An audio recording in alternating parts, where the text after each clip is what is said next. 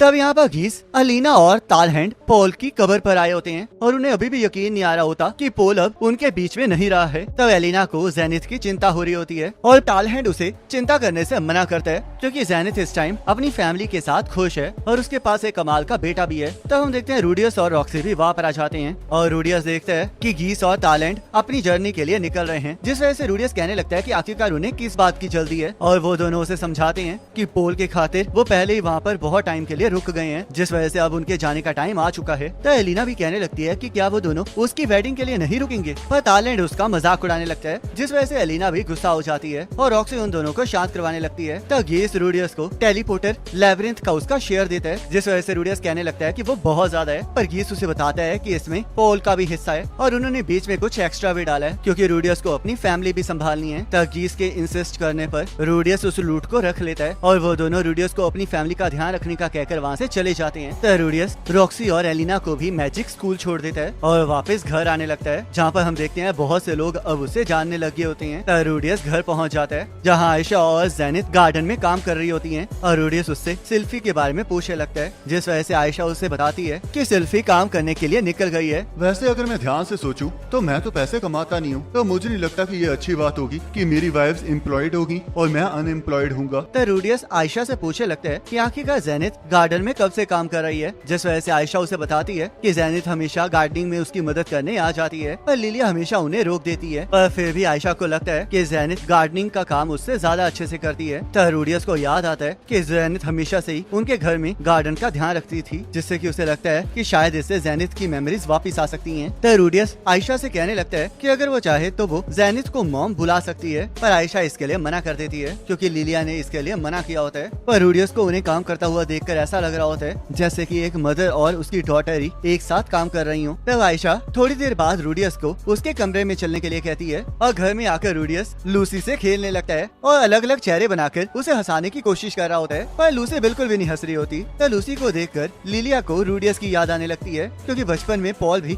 उसे ऐसे ही हंसाने की कोशिश करता था, पर रूडियस बिल्कुल भी नहीं हंसता था। तब अचानक से उन्हें ऊपर से एक आवाज आती है, जिस वजह से रूडियस ऊपर चेक करने चला जाता है और आयशा के रूम में पहुंच जाते हैं, पर वहाँ पर उसे कुछ दिखाई नहीं देता और जैसे ही वो बाहर जाने लगता है वैसे ही उसे फिर से आवाज आती है, जिस वजह से वो चौकन्ना हो जाता है और अपनी फोरसाइट आई की मदद से उस रूम में फ्यूचर में हो रहे हमलों के बारे में देखने लगता है, पर उसे वहाँ पर कुछ दिखाई नहीं देता। तब उसका ध्यान एक पौधे पर जाता है जो कि असल में एक मॉन्स्टर होता है और वो इसे लेकर आयशा को कन्फ्रंट करने लगता है। आखिरकार तुमने इसके बारे में मुझे क्यों नहीं बताया? मैं इसके बारे में आपको बताने ही वाली थी, पर आप बहुत ज्यादा बिजी थे, जिस वजह से मुझे लगा कि मुझे थोड़ा वेट करना चाहिए, पर आपने तो मेरे बिना बताए ही इसे ढूंढ लिया। फ्रेंड्स, इस दुनिया में बहुत ज्यादा कॉमन मॉन्स्टर्स होते हैं और आप इसे ऐसे समझ सकते हैं कि ये एक वीडियो गेम के स्लाइम्स हैं, पर फिर भी ये खतरनाक हो सकते हैं। क्या ये हमेशा से इस तरह एक्टिव था? नहीं, ये आज पहली बार मूव किया है। तो इसका मतलब ये किसी वजह से मॉन्स्टर में कन्वर्ट हो गया है। तो क्या तुमने इसके साथ कुछ अलग किया था? मुझे नहीं लगता, और हाँ, मैंने इसे बचा हुआ नहाने का पानी जरूर दिया था। तो रूडियस को लगता है कि उस नहाने वाले पानी से तो कुछ भी नहीं हो सकता है, जिस वजह से वो ये डिसाइड करता है कि उन्हें अब उस ट्रेंट को जला देना चाहिए, पर आयशा इससे मना करने लगती है क्योंकि उसने उसे ग्रो करने के लिए बहुत मेहनत की होती है, जिस वजह से रूडियस उसे समझाने लगता है कि ट्रेंट एक मॉन्स्टर है, जिस वजह से वो उसे वहाँ पर नहीं रख सकते हैं और हो सकता है कि वो बड़ा होकर लोगों पर हमला कर दे, जिस वजह से आयशा कहने लगती है कि वो उसे ट्रेन करेगी ताकि वो किसी को हर्ट ना करे, और इस वजह से वो रूडियस के सामने क्यूट बनके उसे मनाने की कोशिश करने लगती है। तुम चाहे जितनी मर्जी क्यूट बन लो,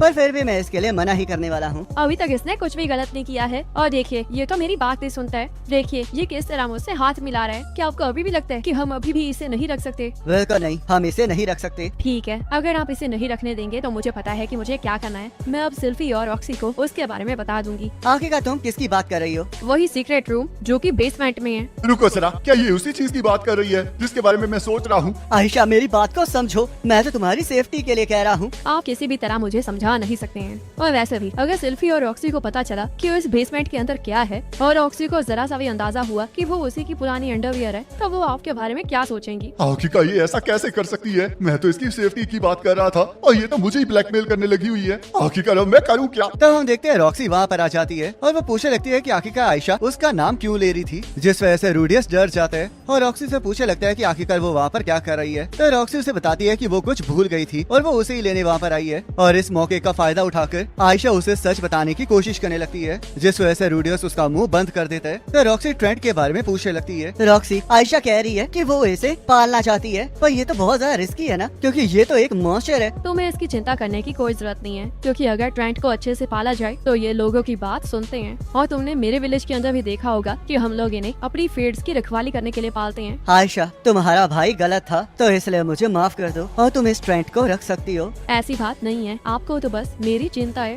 पर अब जब आप इसे रखने के लिए मान गए हैं तो आपका सीक्रेट मेरे पास बिल्कुल सेफ है। तो आयशा खुशी के मारे रॉक्सी को गले लगा लेती है और वो लोग उस ट्रेंट का नाम पीट रख देते हैं। तब यहाँ स्कूल में क्लिफ रूडियस के कहने पर उस क्रिस्टल को टेस्ट कर रहा होता है जो कि उसे लूट में मिला होता है, ताकि वो लोग उसे अच्छे से स्टडी कर सकें और वो क्रिस्टल किसी भी मैजिक को तोड़ सकता है। जो क्रिस्टल क्लिफ के पास है वो असल में हाइड्रा का स्केल है और ये मुझे गीस से मिला है और मल्टीपल एक्सपेरिमेंट्स के बाद हमें पता चला है कि ये क्रिस्टल उस हर एक चीज को तोड़ सकता है जो कि माना से बनी हो। ये पावर तो सच में कमाल की है और इसी वजह से वो हाइड्रा भी बहुत खतरनाक दुश्मन था। तब शाम होने की वजह से क्लिफ उस एक्सपेरिमेंट को रोकने के लिए कहने लगता है, पर रूडियस उस एक्सपेरिमेंट को कुछ टाइम और करने के लिए कहने लगता है, जिस वजह से क्लिफ पूछने लगता है कि आखिरकार उसे जल्दी क्यों है। और हम देखते हैं इसका कारण ये होता है क्योंकि रूडियस नहीं चाह रहा होता कि दोबारा कभी भी उसकी फैमिली के ऊपर खतरा आए, जिस वजह से वो पहले से ही इसके लिए तैयार रहना चाह रहा होता है। तब वो क्लिफ को इसके बारे में कुछ भी नहीं बताता है और इससे पहले कि क्लिफ उससे कुछ पूछ पाता, वैसे ही वहाँ पर जनोबा जूली के साथ आ जाते हैं। तो क्लिफ जनोबा को डांटने लगता है क्योंकि वो लोग साथ में उस एक्सपेरिमेंट को करने वाले थे, पर क्लिफ को वो अकेले ही करना पड़ा होता है, जिस वजह से जनोबा इसके लिए उससे माफी मांगने लगता है और उसे बताता है कि वो रिसर्च में इतना ज्यादा खो गया था कि उसे टाइम का पता ही नहीं चला, जिस वजह से क्लिफ उसकी रिसर्च के बारे में पूछने लगता है। और जनोबा उसे बताता है कि जब उसने डॉल को डिसेंबल किया तो उसे उसके कोर में बड़ा सा माना क्रिस्टल मिला। तो जूली रूडियस के पास आ जाती है और उसे रूचर्ड का बना हुआ स्टैचू दिखाती है, जिसे देखकर रूडियस बहुत ज्यादा हैरान हो जाता है। तो मास्टर, आखिरकार आपको ये कैसा लगा? और चाहे मैं जूली की साइड ले रहा हूँ, पर मुझे लगता है कि ये बिल्कुल वैसा ही है जैसा आप स्टैचू बनाते हैं। तुम बिल्कुल सही कह रहे हो जनोबे, क्योंकि ये सच में बहुत कमाल का है। तो जूली इससे खुश हो जाती है और जुनोबा कहने लगता है कि उसकी हर दिन की प्रैक्टिस काम आई है, जिस वजह से रूडियस को एहसास होता है कि फिलहाल उन्हें जल्दी करने की कोई जरूरत नहीं है, क्योंकि वो लोग स्टेप बाय स्टेप भी आगे बढ़ सकते हैं। तो रूडियस उन तीनों को अपने घर डिनर पर बुलाता है ताकि वो उन्हें लूसी के साथ इंट्रोड्यूस करवा सके, जिससे कि जुनोबा और जूली खुश हो जाते हैं। और क्लिफ पूछने लगता है कि क्या उन्हें और एक्सपेरिमेंट नहीं करने थे, पर रूडियस फिलहाल के लिए उसे मना कर देता है और फ्यूचर में उससे मदद लेने की बात करने लगता है, जिसके लिए क्लिफ हाँ कह देता है। तो सभी लोग रात को खाने के लिए इकट्ठा हो जाते हैं। मैं धीरे धीरे उस क्रिस्टल की स्टडी कर रहा हूँ और सुपर्ड के नाम को भी क्लियर कर रहा हूँ ताकि रूचर्ड की रेपुटेशन इंक्रीज हो सके, जिस वजह से मैं कह सकता हूँ कि सब कुछ ठीक हो रहा है और मुझे लगता है कि अब नेक्स्ट स्टेप का वक्त आ चुका है। तो यहाँ अगले दिन मैजिक एकेडमी में रूडियस रॉक्सी को एक बार उसकी बात मानने के लिए कह रहा होता है, पर रॉक्सी उसे मना कर रही होती है, जिस वजह से रूडियस उसे समझाने लगता है कि चाहे उसे अभी चीजें पसंद नहीं आ रही हैं, पर बाद में उसे वो आइडिया बहुत ज्यादा पसंद आएगा और वो उन दोनों के लिए अच्छी बात होगी। पर रॉक्सी अभी भी इसके लिए तैयार नहीं होती है। तब हम देखते हैं स्टूडेंट काउंसिल वहाँ पर आ जाती है, जिसमें ल्यूक और सिल्फी होते हैं। और जैसे ल्यूक देखता है कि वहाँ पर रूडियस और रॉक्सी हैं, तो वो सिल्फी को उन्हें संभालने के लिए कहता है और बाकी सभी को उस जगह को क्लियर करने के लिए कहता है। रूडी, मुझे पता है कि तुम दोनों ने शादी की है, पर फिर भी तुम्हें इसे इस तरह फोर्स नहीं करना चाहिए। तुम्हें पता ना कभी कभी लड़कियों का मूड नहीं होता है। हाँ मुझे पता है। मैं मानती हूँ कि रॉक्सी मुझसे अच्छी है, पर तुम्हारे पास तो मैं भी हूँ ना। रुको जरा, तुम जेलस फील कर रही हो? बिल्कुल भी नहीं, ऐसा कुछ भी नहीं है। तुम्हें चिंता करने की कोई जरूरत नहीं है सेल्फी, क्योंकि मैं कभी भी तुम्हें अकेला नहीं छोड़ूंगा। तो इसका मतलब हम ये सब कुछ तीनों साथ में करने वाले हैं। बिल्कुल, और इससे रॉक्सी हम दोनों को इकट्ठे सिखा सकती है। तो रॉक्सी कहने लगती है कि वो इसके लिए बिल्कुल भी तैयार नहीं है, जिस वजह से रूडियस उसे समझाने लगता है कि सिल्फी भी उससे सीखना चाहती है, तो इसलिए उसे इसके लिए मान जाना चाहिए। और सिल्फी रूडियस से पूछने लगती है कि आखिरकार वो किस चीज के बारे में बात कर रहा है। तो रूडियस उसे बताता है कि वो चाहता है कि रॉक्सी उसे किंग क्लास वाटर मैजिक सिखाए, जिस वजह से हम देखते हैं वो तीनों घोड़े के ऊपर बैठ के एक खाली मैदान की तरफ जाने लगते हैं। तो रॉक्सी उनके घोड़े की तारीफ करने लगती है और सिल्फी भी उसकी बात पर एग्री करती है, क्योंकि उसने भी रॉयल पैलेस में बहुत सारे हॉर्सेस को देखा होता है, जिस वजह से उसे पता होता है कि उनका घोड़ा कितना कमाल का है। तो रूडियस पोल के घोड़े के बारे में बात करने लगता है, जिस पर वो लोग तब घुमा करते थे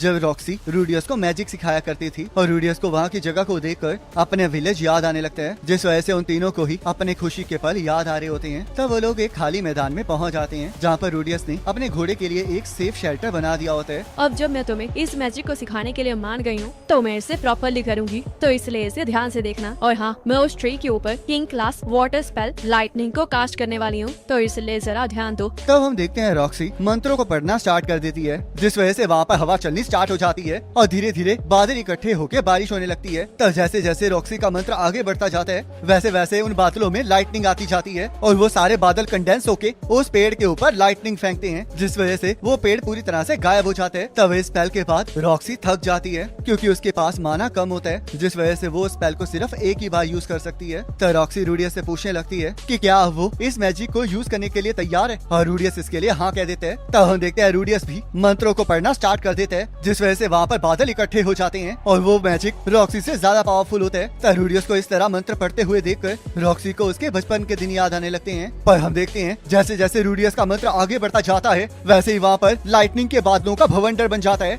और उसमें से लाइटनिंग निकल के सीधा जमीन पे जा लगती है। तब उस मैजिक को देख के सिल्फी और रॉक्सी बहुत ज्यादा खुश हो जाते हैं और वापस जाते हुए रॉक्सी रूडियस को बताती है कि अब वो एक किंग क्लास वाटर मेज बन चुका है। और हमें पता चलता है कि सिल्फी ने भी उस मैजिक को कास्ट करने की कोशिश की होती है, पर वो उस मैजिक को कास्ट नहीं कर पाई होती है, जिस वजह से रॉक्सी उससे बताती है कि वो भी बहुत बार फेल हुई है, जिस वजह से सिल्फी कहने लगती है कि रूडियस सच में बहुत कमाल का है क्योंकि उसने पहले ही ट्राई में उस मैजिक को कास्ट कर लिया होता है। फिर रॉक्सी को भी इस बात पर पूरा विश्वास होता है कि रूडियस ये कर सकता था, पर उसे ये बात अभी भी चुभ रही होती है कि रूडियस ने इस मैजिक को इतनी आसानी से परफॉर्म कर लिया है। तब वहाँ पर सनसेट होने लगता है, जो कि उन लोगों को बहुत पसंद आ रहा होता है। मुझे कभी कभी लगता है कि मैं अभी भी सपना देख रही हूँ और लेबरिंथ में कैद हूँ, क्योंकि ये सपना सच में बहुत ज्यादा प्यारा है। पिछले 6 महीनों में मेरी लाइफ सच में बहुत ज्यादा बदल गई है। मैंने शादी भी कर ली है और मैं एक टीचर भी बन गई हूँ और मैं शायद तुम्हें एक इंट्रूडर की तरह लग रही होंगी सिल्फी, पर मैं बहुत ज्यादा खुश हूँ कि हम लोग इस तरह साथ में राइड कर पा रहे हैं। तब सिल्फी रॉक्सी को बताती है कि वो इंट्रूडर नहीं है, बल्कि उसे तो बहुत ज्यादा खुशी है कि वो लोग दोस्त बन पाए हैं, क्योंकि अगर वो और रॉक्सी रूडियस के लिए लड़े होते तो सिल्फी हार जाती। तब वो दोनों ही कहने लगती हैं कि वो दोनों रूडी को पाकर सच में बहुत ज्यादा खुश हैं। मुझे तो लगता है कि मैं सबसे ज्यादा लकी हूँ, क्योंकि अगर रॉक्सी ने मुझे रास्ता ना दिखाया होता तो मैं कभी भी बाहर की दुनिया नहीं देखता, और अगर सिल्फी ने मुझे माफ ना किया होता तो मुझे ये हैप्पी लाइफ कभी भी नहीं मिलती। जिस वजह से अगर मैं इन्हें खुश करने के लिए कोई भी प्रॉमिस करूंगा तो वो तो बस एम्प्टी वर्ड्स होंगी। तो इसलिए मैं अपने एक्शन से ये प्रूव करके रहूंगा कि मैं इन्हें पाकर कितना खुश हूँ और हमेशा इन्हें प्रोटेक्ट करूंगा। और इसी के साथ ये एपिसोड खत्म हो जाता है। अब नेक्स्ट